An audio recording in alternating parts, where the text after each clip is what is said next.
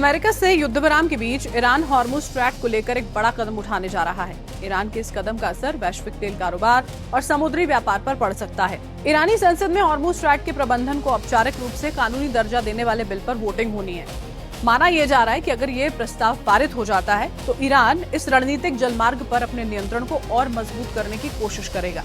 ईरानी संसद के presiding board के सदस्य अलेद्दीन सलीमी ने बताया कि संसद हॉर्मुज स्ट्रैट के प्रबंधन को कानून का रूप देने पर आखिरी फैसले के करीब पहुंच चुके हैं। उन्होंने कहा कि जलमार्ग के संचालन का अधिकार केवल ईरान और ओमान के पास है।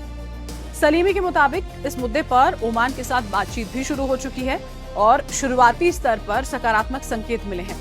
उन्होंने उम्मीद जताई कि दोनों देशों के बीच जल्द ही कोई औपचारिक व्यवस्था बन सकती है। उधर ईरान के सैन्य मुख्यालय ने भी दावा किया कि हॉर्मुज स्ट्रैट पर ईरानी सशस्त्र बल पूरी तरह से नियंत्रण बनाए हुए हैं। आधिकारिक समाचार एजेंसी IRNA के मुताबिक ईरान ने कहा कि सभी व्यावसायिक जहाजों और तेल टैंकर्स को केवल उन्हीं समुद्री मार्गों का इस्तेमाल करना होगा जिन्हें ईरान निर्धारित करेगा। साथ ही साथ उन्हें इस्लामिक रेवोल्यूशनरी गार्ड कोर्प्स नौसेना से इजाजत भी लेनी होगी। ईरानी सेना ने चेतावनी दे दी है कि अगर कोई सैन्य जहाज हॉर्मुज स्ट्रैट के प्रबंधन में हस्तक्षेप करने या फिर यातायात बाधित करने की कोशिश करता है तो उसका करारा जवाब दिया जाएगा। दूसरी तरफ अमेरिका और ईरान के दावे एक दूसरे से बिल्कुल अलग हैं। ईरानी मीडिया का कहना है कि राष्ट्रपति डोनाल्ड ट्रंप द्वारा नाकेबंदी हटाने का दावा किए जाने के बावजूद ईरानी जहाजों को अब भी हॉर्मुज स्ट्रैट से गुजरने में काफी ज्यादा दिक्कतों का सामना करना पड़ रहा है। और वहीं अमेरिकी नेतृत्व वाले जॉइंट मैरीटाइम इंफॉर्मेशन सेंटर यानी कि JMIC ने अपने ताजा नोटिस में कहा कि ईरानी बंदरगाहों की नाकेबंदी अब भी लागू है। संगठन ने चेतावनी दी है कि प्रतिबंधों का पालन नहीं करने वाले जहाजों को रोका जा सकता है या फिर उनके खिलाफ कार्रवाई भी की जा सकती है। वहीं इन सबके बीच में अमेरिकी सेना ने हॉर्मुज स्ट्रैट के पास एक जहाज पर मिसाइल से हमला कर दिया। ये जहाज अमेरिकी नौसेना की नाकेबंदी को तोड़कर ईरान के किसी बंदरगाह पर जाने की कोशिशें कर रहा था। मध्य पूर्व में अमेरिकी सैन्य अभियानों की जिम्मेदारी संभालने वाली अमेरिकी सेंट्रल कमांड ने बताया कि इंजन रूम में मिसाइल दागकर जहाज को निष्क्रिय कर दिया है। अमेरिकी नेवी ने ईरान जाने वाले किसी भी जहाज पर रोक लगा रखी है। सेंट्रल कमांड ने एक बयान में बताया कि यह हमला 29 मई को किया गया था। यह हमला उस वक्त किया गया जब गाम्बिया के झंडे वाले मालवाहक जहाज MV लियान स्टार ने 20 से ज्यादा चेतावनियों का जवाब ही नहीं दिया। बयान में कहा गया कि आदेशों का पालन किए जाने के बाद एक अमेरिकी विमान ने जहाज के इंजन रूम में हेलफायर मिसाइल दागकर उसे निष्क्रिय कर दिया। अब ये जहाज ईरान की ओर आगे नहीं बढ़ रहा है। देखिए, बयान में ये नहीं बताया गया है कि हमले के बाद लियान स्टार पर कोई जख्मी हुआ है या नहीं हुआ है। वहीं ईरान की तरफ से अभी तक इस बारे में कोई भी प्रतिक्रिया सामने नहीं आई है। सेंट्रल कमांड ने बताया कि अमेरिकी सेनाओं ने 5 कमर्शियल जहाजों को रोका है और 116 जहाजों का रास्ता बदला गया ताकि नाकेबंदी को पूरी तरह से लागू किया जा सके, क्योंकि ईरान के साथ सीजफायर अभी भी लागू है। अमेरिका ने ईरानी बंदरगाहों की पूरी तरह से नाकेबंदी की हुई है और ये कदम ईरान के हॉर्मुज जल डमरू मध्य से होने वाले सभी यातायात को रोके जाने के जवाब में उठाया गया। हॉर्मुज जल डमरू मध्य तेल और गैस के लिए एक अहम जलमार्ग है जिससे दुनिया का 20% ऊर्जा निर्यात गुजरता है। अमेरिका ने 17 अप्रैल को ये नाकेबंदी शुरू कर दी थी।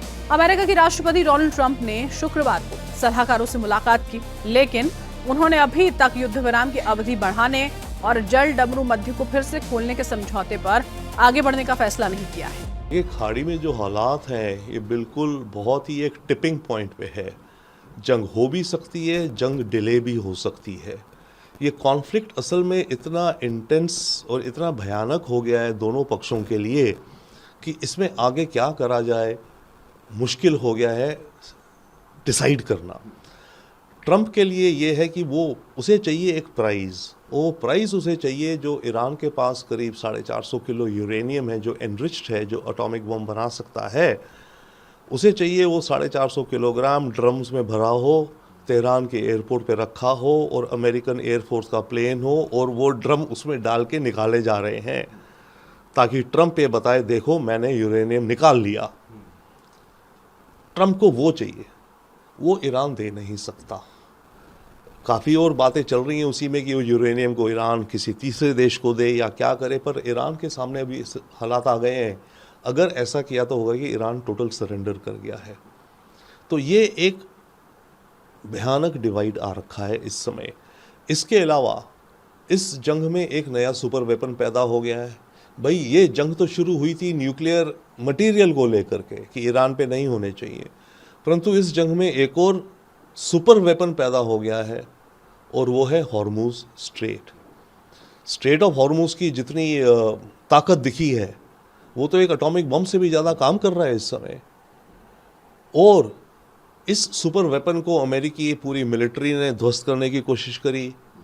अमेरिका ने इकोनॉमिक ब्लॉकेड लगा के इसको तोड़ने की कोशिश करी, इजराइल ने करी, इसको तोड़ नहीं पाए हैं। तो ये जो नया सुपर वेपन बन गया है इसको मैं कहता हूँ हॉर्मुजी पंजा।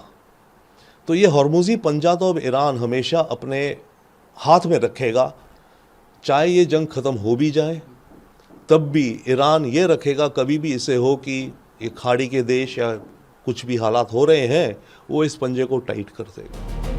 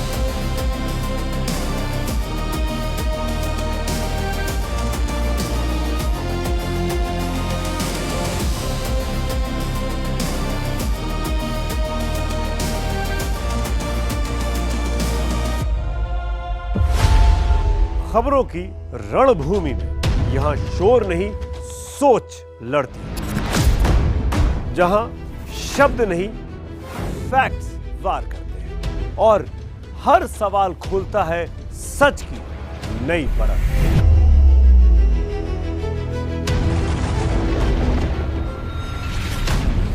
चक्रव्यूह आपके अपने सुमित अवस्थी के साथ सोमवार से शुक्रवार शाम 6:57 पर टाइम्स नाउ नव भारत पर।